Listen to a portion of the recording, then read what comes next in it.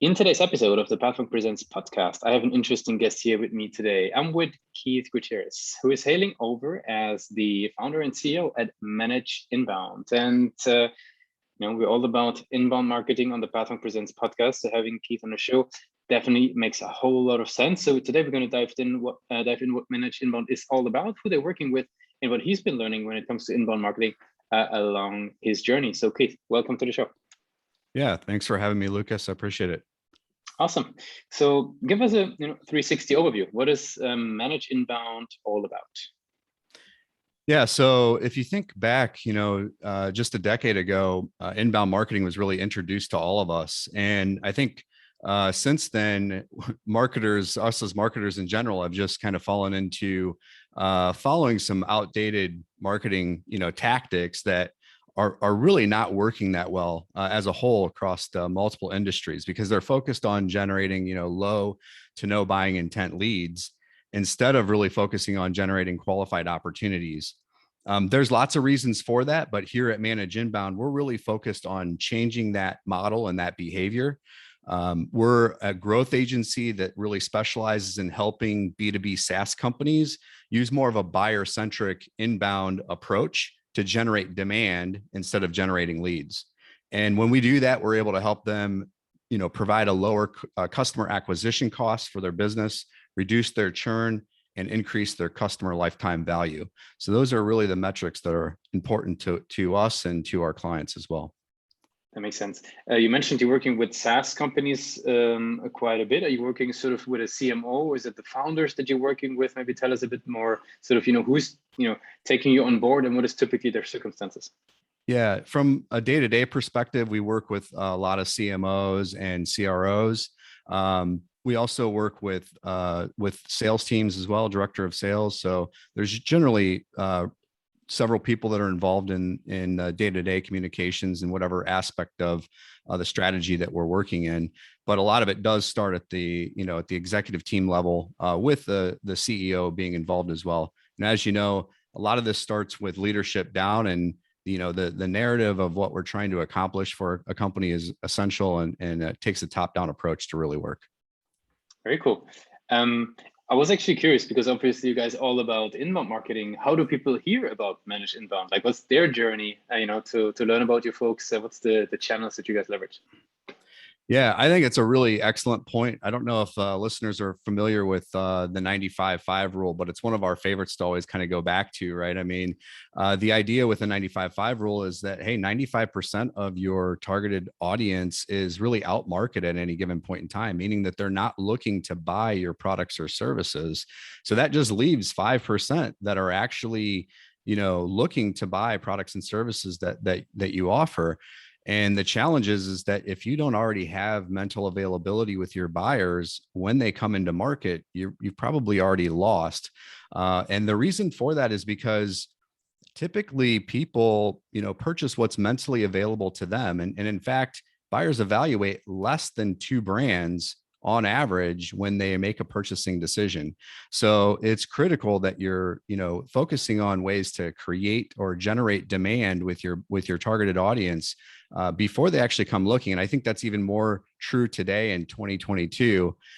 Interestingly, one of the stats that I had recently saw was that in today's digital first environment, buyers now have around 27 touch points on average with the brand before they actually make a purchase. So that's a lot of heavy lifting for marketing to do to make sure that they're present in all the different areas that buyers are in order to create those touch points. How we do that really starts with understanding who our buyers are, and then understanding exactly what type of information they're looking for, information that they actually want to consume. And the last piece is understanding where they like to hang out. Where do they actually prefer to consume the content? One of the kind of the older tactics was around the idea of really leveraging SEO. But I think in 2022, we've kind of moved away from that because buyers are consuming information in many more places today than they were before. And I think the recent pandemic has only accelerated that notion even further. So making sure we understand where the buyers actually prefer to hang out and consume content is critically important, because they're probably not going to come to your website first. So you have to meet them where they are. And those are some of the strategies that we're focusing on helping our customers with today. Gotcha. Is there certain channels in the B2B world that you're particularly excited about? When you mentioned sort of search, maybe in some cases at least taking a backseat a little bit. What's channels that you're excited about for your clients? Yeah, I mean, it definitely varies. You got to do the research first, but I think in the B2B space, it's a pretty safe bet that LinkedIn is a place where, professionals are hanging out. So having, personal presence and brand presence on LinkedIn is very important. I think one of the key changes here again is not trying to create content that sends people off of LinkedIn to your website, but actually creating content that your buyers are going to consume on platform and building that trust and credibility while they're there, right? Really building communities in those areas, building a group of followers, because as buyers, if they don't have a brand that's available to them, they may go to search, but they're probably also going to consult the communities and groups that they already trust to look for information as well. And you want your brand to be mentioned there first if somebody does reach out. So I think those are really important. Other areas, really love YouTube. Video is such a great way to create a much more personal, dynamic relationship with people. People get to know you that way. And I think it just goes a much more further along in developing that relationship and bond around, trust and credibility than just pure text content. So YouTube, I think, is great. I think you need a little bit of a different strategy there. It's definitely got to be more educational of a type of an approach and less, just conversational. So more educational there. Because people are typically searching on YouTube, and you're going to show up in search results when they're looking there as well. And probably my favorite one today is just what we're doing here today, sitting on a podcast. It doesn't get any better than that. People love to listen to audio form content when they're driving, when they're walking, they're, taking a walk, exercising, whatever it may be. I know I love consuming podcasts, and most people in the B2B space really do too. So I love podcasts for marketing in 2022. Very cool. What role do you attribute to the website, manageinbound.com? Everybody who's interested, who can, hop over and have a look. But what role do you, for example, if you, take on the head of a marketer for Manage Inbound, like what role does the website play? Well, the website is still critically important, but it's most important that we're able to provide buyers with the critical information that they're looking for as it pertains to their specific buying situation. So really focusing in on understanding the ideal customer profile and our personas that are within that profile to be really clear on the information that's going to make an impact for them when they're actually making that purchasing decision. So just moving a little bit away from so much focus on awareness just on the website and more focus on that information that they need when considering purchasing your products or service. So a lot of these align really well with, shout out to Marcus Sheridan with his approach around they ask, you answer. I really like that approach here as well. Focusing on cost and price is a big one, right? If you're not showing your cost or your pricing models, this can really inhibit growth. Number one, if you don't have pricing, people will obviously just leave your website today and go to the next one that will show the price. Additionally, with that, right, if you don't have a price or price gauge, you may be overlooked and you're not even part of the conversation because you didn't provide pricing on your website. So that's a big one. Reviews and review type stuff, comparisons, best ofs. Those are all great ways that you can showcase helpful educational content on your website as well. So that I think that's just critical aspect of the website, but really focusing on generating those buying intent opportunities from the website, making it easy for people to book the strategy session or the demo or the call or whatever it is that they're trying to, whatever your buyer action is on your website, really making it easy for people to take action there. Less focus on trying to capture leads with gated content. Those are some of the outdated type of tactics that just don't really work anymore today. Yeah, I do have actually a follow-up question on this because it came up in the podcast a lot, sort of conversion goals in that awareness or consideration stage. Obviously bottom funnel, very often people have, like you said, like strategy calls, demo calls, and the likes on the website.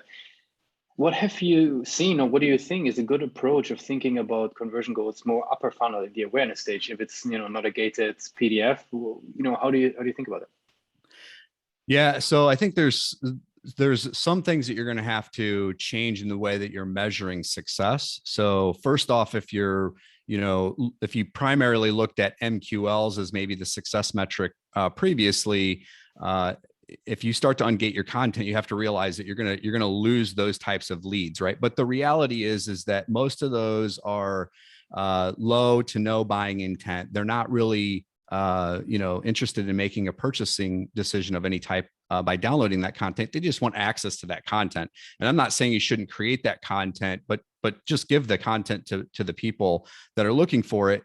And hopefully when you make that adjustment, that's going to change the way that you go about actually creating content in the first place. It's no longer about a hook to get somebody to fill out a form to capture an email address. Now it becomes more about what is the actual value of the content that I'm delivering, and how is that going to help somebody, as they're, looking to improve in a specific area, or as it relates to their buying situation.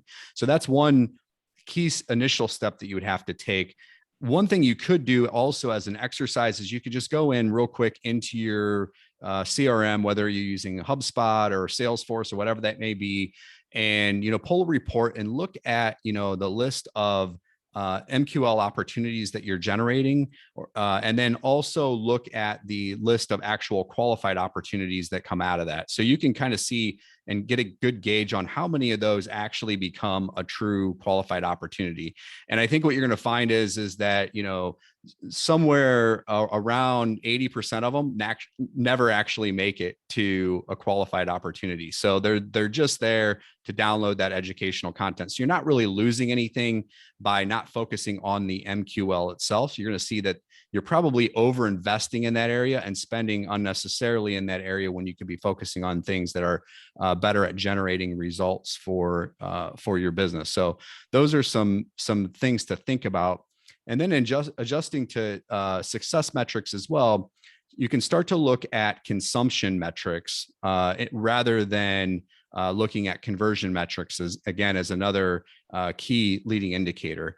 And this can be applied with targeted advertising, which we still consider that inbound, as long as you understand who your target audience is and you're adding value to that audience. That's still inbound connection with that. So you can look then to see, like, hey, if that does drive opportunities to your business that are filling out those buyer intent type forms, you can measure that back to the actual type of people that you're targeting within the organizations that you're targeting as well. And you can get a clear kind of picture around that. You can also look at those buyer intent pages, and you can see how much of those pages are people actually reading, using tools out there that allow you to see, scroll mapping and heat mapping and so forth. So there's lots of technology out there that I think can support understanding consumption. And if you're on social platforms, they're really great at this as well. If you posted an awesome video on LinkedIn per se, you can actually see how much of that video actually gets watched and by which audiences. So a lot of great ways to look at content consumption and measure from that standpoint. The last thing I'll say about this is really understanding pipeline velocity. Start with a good metric of where you're at today, where your pipeline velocity is at today. This is kind of the North Star metric that we try to align to. And the reality is as you start to remove more and more of those unqualified leads from your pipeline and just focus on those that are actually interested and ready to buy, and you're creating demand. So now they're coming to you. They already are fully educated. They already have trust and credibility built. They already, know why they're there. You've let marketing do 80% of the sales work for you. It's much easier for your sales team to actually help them get across the finish line. And you're gonna see that increase in sales pipeline velocity, which is what everybody's really after. Super interesting. Really appreciate that little sort of excursion here on conversion goals, on the journey, and also metric setting. I want to switch gears a little bit and learn a little bit Yeah. more about you as a marketer. There's so much content on inbound marketing in reality out there, right? What do you like to read? Like, what's your go-to places? How do you filter from all the noise? Yeah, so there's a lot of great thought leaders that are out of there. Are out there today. I would say podcasts have been one of the areas that have dramatically changed my life here as of recently. A lot of what I learned, I actually have picked up from other thought leaders that are out there. I'll give a shout out to Chris Walker with Refine Labs. I love his podcast. The Demand Gen podcast is great. I also love what Marcus Sheridan does around They Ask You Answer and what the work they're doing over at Impact. They do some excellent work there as well. Other people that I really look up to here, Josh Braun, when it comes to sales, he really has some great insights, some spot on information that can help you from a sales perspective as well. And a few others I could probably go on and on. As far as books that I love to read, I'm actually diving into Data-Driven Marketing right now by Mark Jeffrey. Always, looking at better ways and better metrics for us to be more successful ourselves and our clients. And probably one of my favorite reads, of all time, is Never Split the Difference by Chris Voss. I love just his way of thinking from the FBI world, right? And negotiating as if your life depended on it. The book is just excellent, and Josh Braun hits on a lot of these quite often as well. I just think it's terrific, and I really love sales in general. So that's another key reason why I think I love that content. Cool. I got some rapid fire questions for us to wrap it up for today. Are you ready for those? All right, let's go. Actually, quite on the topic, what's the last book you read? Yeah, well, like I said, last one, I guess I'm not completely finished, but Data-Driven Marketing, 15 marketing metrics everyone should know. Mark Jeffrey is the one I'm reading right now. What's one single thing your company is focused on the most at the moment? Focused on the most is really making sure we're paying attention to doing the research and talking to our buyers, understanding again, what information they're looking for and what information they actually want to consume, as well as understanding where they prefer to consume that content. I think if you can get those pieces right, it makes the marketing and sales process a lot easier.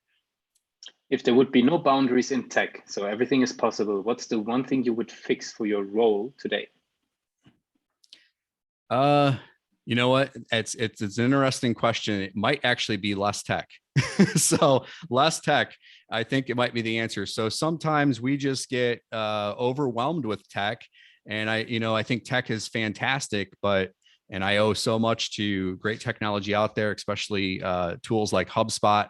I love HubSpot, but oftentimes, HubSpot presents new methodologies and things that really are built to fit their tool set. And it's very easy to just try to adopt those into our strategic approach. And so I think I just caution everybody to really always go back to the fundamentals, understand the buyers first, right? Put your buyers first, and then define the strategy and then apply the tech. So that's the key insight there. Very cool. And for the very last question, I would like to do a little bit of time travel, if you would allow. Let's go back to the days of the University of Findlay, right? You go all the way back. Okay. Now you're heading out of formal education into the world of, you've been, different managing roles. You were heading up teams as well as a CEO. What would be the one advice for your journey that you would give yourself? I think the number one piece of advice is do the research, talk to the buyers. I think this is just, again, it's where it gets missed. And the other piece is, none of this is a linear model, right? I think everybody has expectations that everything is very clear and linear and easy to measure all the time. And it's just not. So, there's a lot of different ways to measure stuff. You got to be really clear on the metrics that matter to your business. And I've been on a journey trying to figure those out, my entire career. I feel like I've got a pretty good handle on it today. But I think starting with the fundamentals is always important, and make sure you continue to go back to the fundamentals. That'll really help you succeed. Very cool. Keith, I really appreciate you took the time with us today to be a guest on Pathmark Presents. I want to give you the very last word. If somebody would be forgetting all that we discussed about Manage Inbound, what's the one thing that they should remember? And also let them know where they can find your guys' podcast. Yeah, exactly. So I was going to mention, check out our Inbound Growth podcast. You can find it on Apple Podcasts, Spotify. I think I'm on Google Podcasts and a few others as well. Definitely check that out. We release a new podcast episode every other week right now. Hopefully I'll get it up to a week here soon, but there's a lot of great content there. If you enjoyed today, we talk about this stuff quite often on the podcast as well.